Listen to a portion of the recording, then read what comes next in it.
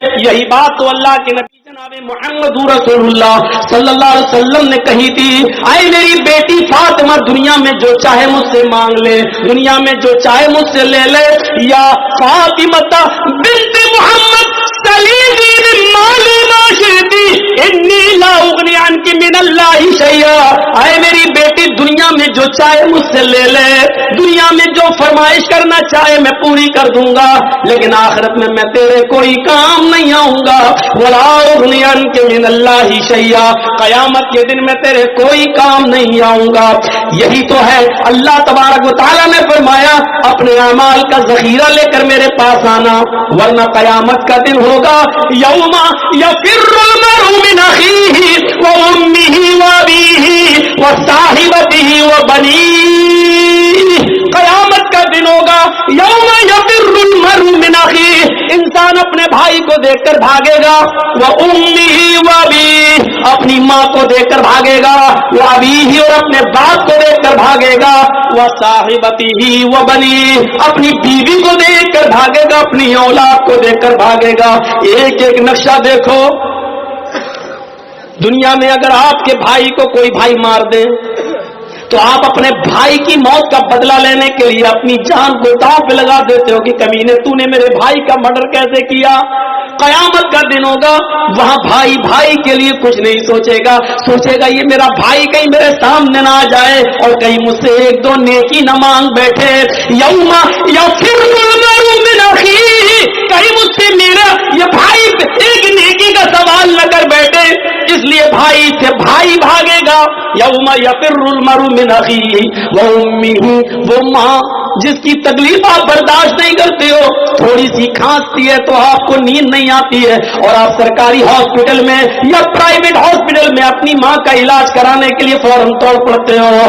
میرے بھائیو، قیامت کے دن آپ اپنی ماں کو دیکھ کر بھاگیں گے کہ مجھ سے میری ماں ایک نیکی نہ مانگ بیٹھے، وہ ابھی، اور اپنے باپ کو دیکھ کر بھاگو گے کہ مجھ سے یہ میرا باپ کہیں ایک نیکی نہ مانگ بیٹھے، ایک نیکی کہیں مجھ سے نہ مانگ بیٹھے۔ وصاحبتی و بنی، اور آپ کی وہ بیوی کی ایک رات بھی جس کو آپ اپنے سے جدا کرنا گوارا نہیں سمجھتے، اور وہ بیوی جس کی طرف آپ اتنے انہماک اور اتنے مشغول رہتے ہیں کہ آپ کی بیوی کو کوئی دوسرا دیکھے تو آپ برداشت نہیں کرتے ہیں۔ میرے بھائیوں، تصور کرو کہ یہ بیوی ہمارے سامنے ہوگی قیامت کے دن، لیکن لیٹ دیکھنے کی جرت نہ ہوگی، بلکہ آدمی اپنی بیوی کو دیکھ کر بھاگے گا کہیں مجھ سے میری بیوی ایک نیکی نہ مانگ بیٹھے۔ وہ بنی، وہ اولاد کی رات میں ہلکا سا بخار آ جائے، آپ کی نیند اڑ جاتی ہے، رات میں ڈاکٹروں کے گھروں کے دروازوں کو نوک کرتے ہو، دستک دیتے ہو۔ میرے بھائیوں، آپ بچے کی ہلکی سی ہلکا سا فیور، اس کا ہلکا سا بخار، ہلکا سا ٹیمپریچر آپ کی راتوں کی نیند اڑا دیتا ہے، قیامت کے دن اپنی اولاد کو دیکھ کر بھاگو گے۔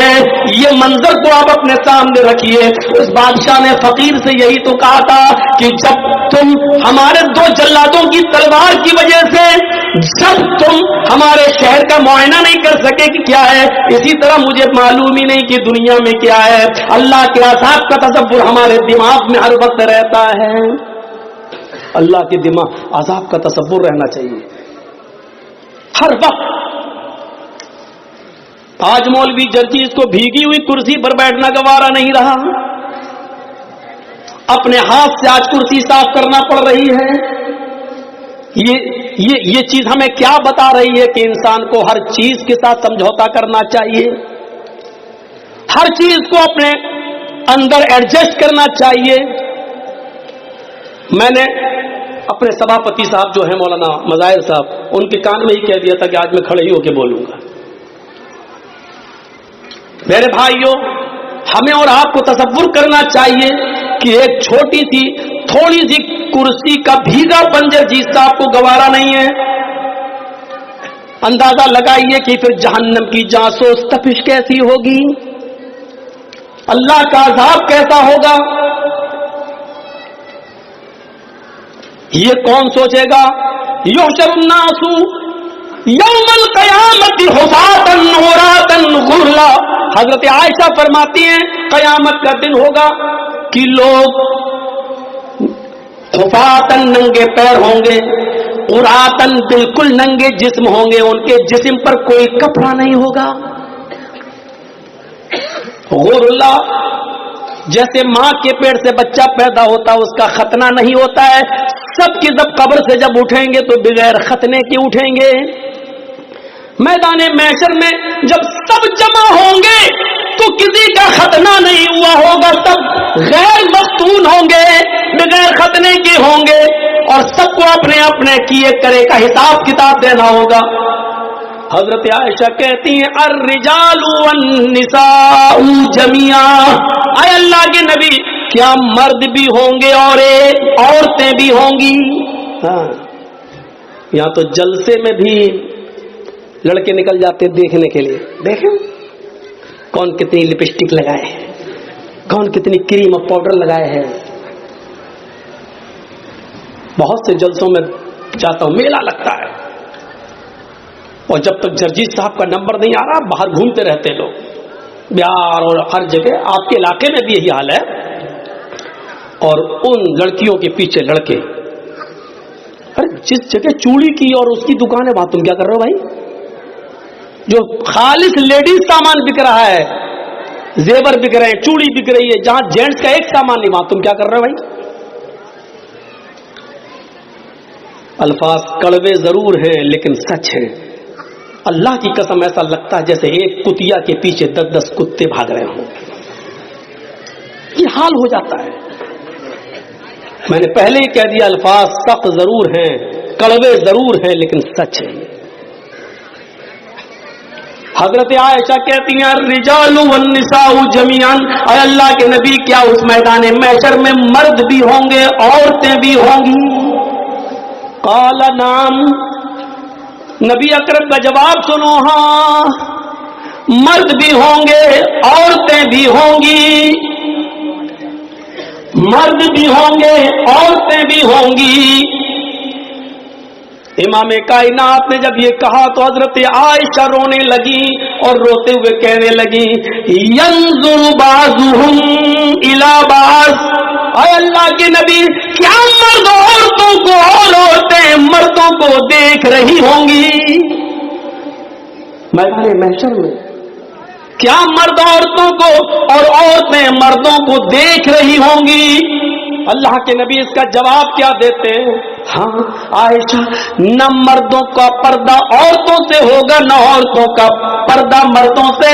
مرد بھی برہنہ عورتیں بھی برہنہ، مرد بھی ننگے عورتیں بھی ننگی ہوں گی، مرد عورتوں کو اور عورتیں مردوں کو دیکھ رہی ہوں گی. حضرت عائشہ نے کہا اے اللہ کے نبی تب تو عورتیں مارے شرم کے، تب تو لیڈیز مارے شرم کے مر جائیں گی جب مرد ان کی طرف نظریں اٹھا کے دیکھیں گے. یہاں اگر کوئی لڑکی پر لڑکا نظر نہ ڈالے نہ دیکھے تو وہ کہتی میرے میک اپ میں کمی تو نہیں ہے، میرا ڈریس تو صحیح ہے کہ نہیں، پھر لڑکا دیکھ کیوں نہیں رہا ہے؟ یہاں یہ حال ہے. اور وہاں کیا ہوگا؟ حضرت عائشہ کیا کہہ رہی ہیں؟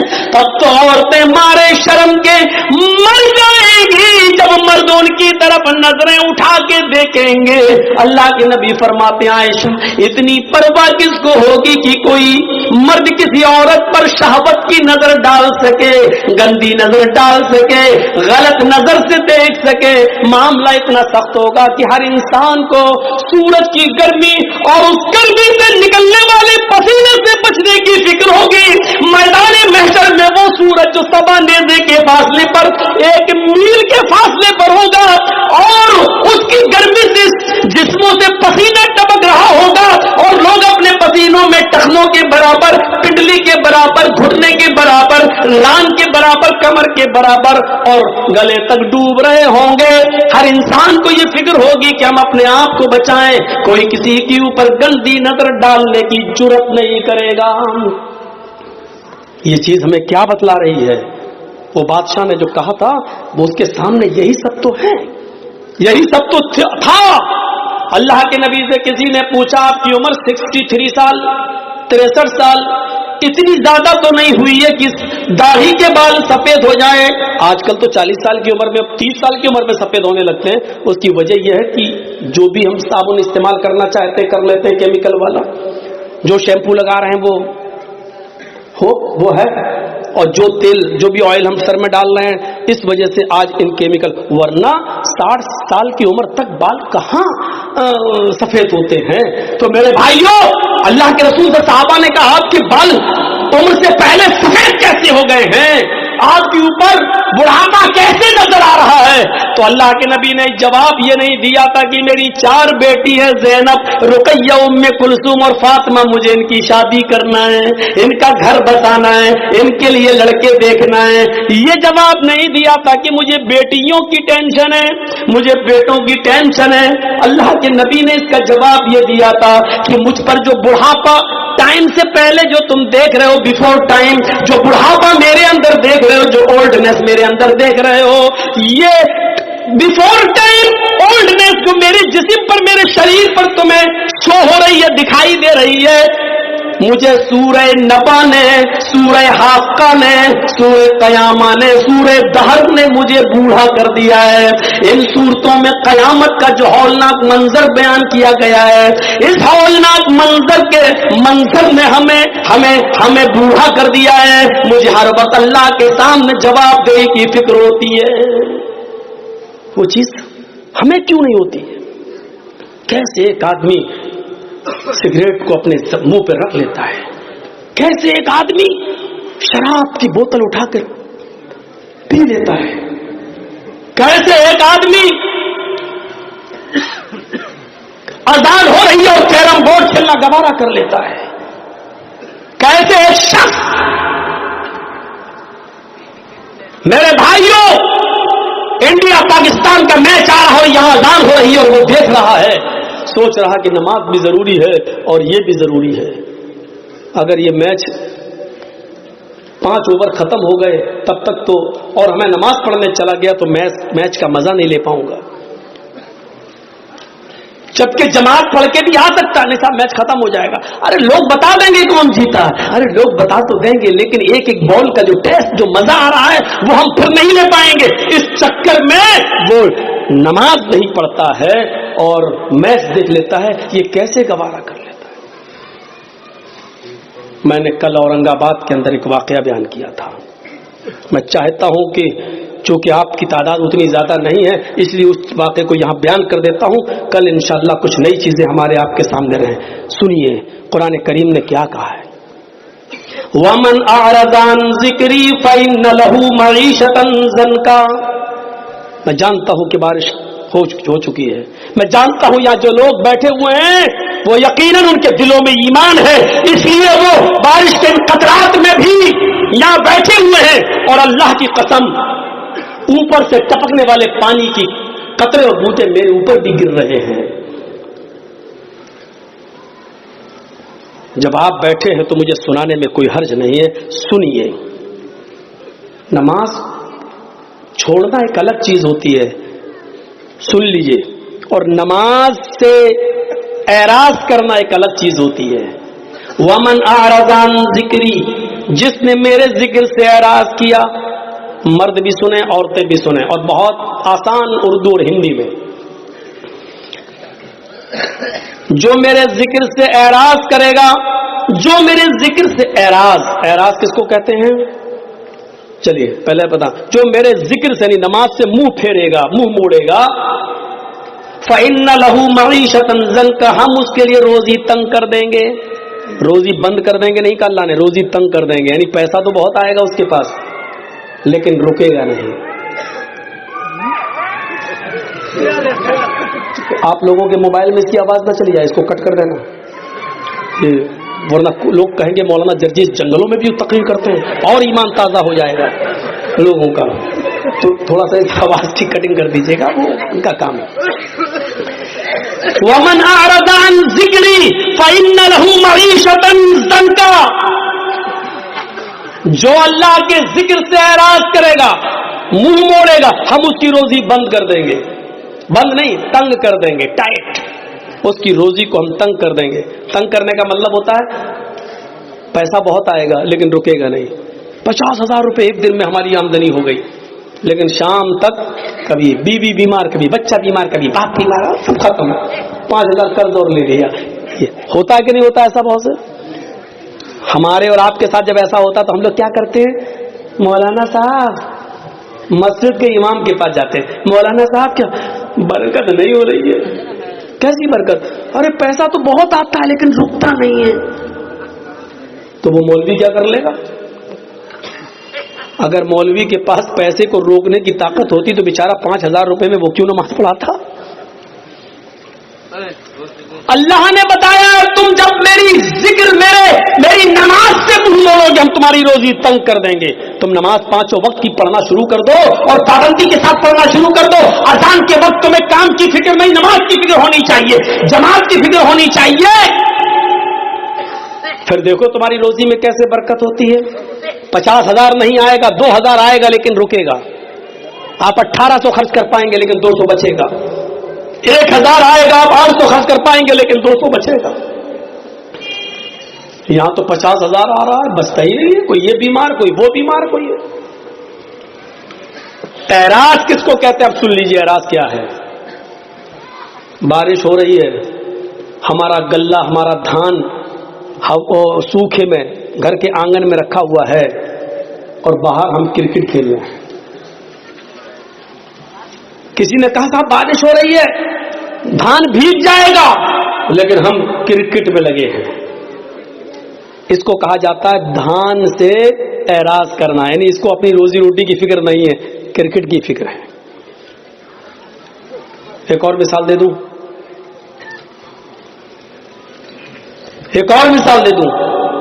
بچہ رو رہا ہے اور اپنے رونے سے اشارہ کر رہا ہے کہ ماں میں بھوکا ہوں، مجھے اپنی پستان سے لگا اور دودھ پلا۔ بچہ رو رہا ہے لیکن ماں کو اپنے بچے کی فکر نہیں ہے، بلکہ ٹی وی میں لگی ہوئی ہے اور دیکھ رہی ہے ساس بھی کبھی بہو تھی۔ تو اس کو کہا جاتا ہے کہ اس نے بچے سے اعراض کیا۔ بچے کو پھینک نہیں رہی ہے، بچے سے پیار ہے اس کو، لیکن اس وقت اتنا دماغ اس کا بچے میں نہیں لگا جتنا سیریل میں لگا ہے۔ ارے اگر سیریل بچے کو تو بعد میں بھی دودھ پلا دیں گے، لیکن سیریل نکل گیا تو پھر کہاں بار بار آتا ہے۔ یہی حال ہے نماز کا۔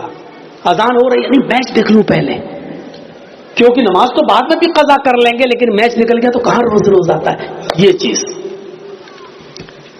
اس کو کہتے نماز سے اعراض۔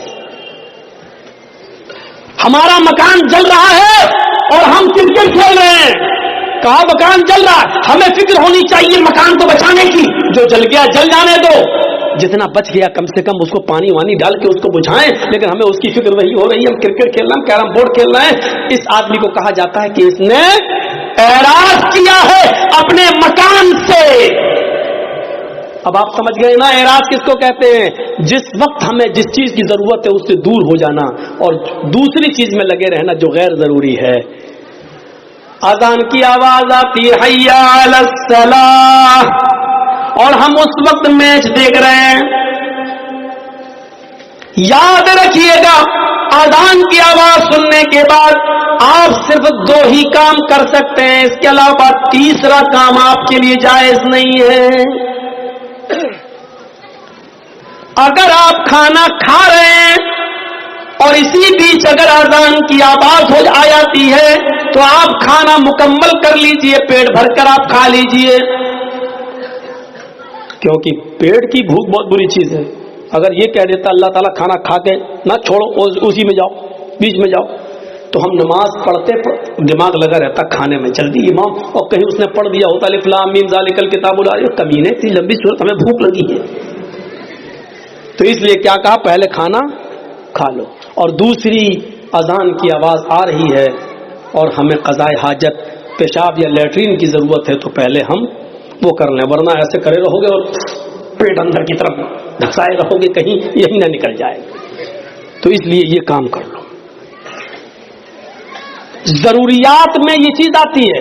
ایک اور الگ چیز ہے کہ کوئی باپ بیمار ہے اور ایمرجنسی ضرورت ہے، اس کو ابھی آکسیجن چاہیے اور اذان کی آواز آ رہی ہے، تو ایسے موقع پر باپ کو لے کر بھاگیے آپ ہاسپٹل، پہلے آکسیجن دیجیے اور اس کے بعد میں نماز پڑھ لیجیے۔ ملتی ہے جماعت تو ٹھیک، نہیں تو بعد میں قضا۔ نیت یہ ہونی چاہیے کہ اگر باپ کی طبیعت خراب نہیں ہوتی تو میں جماعت کے ساتھ نماز ادا کرتا ہوں۔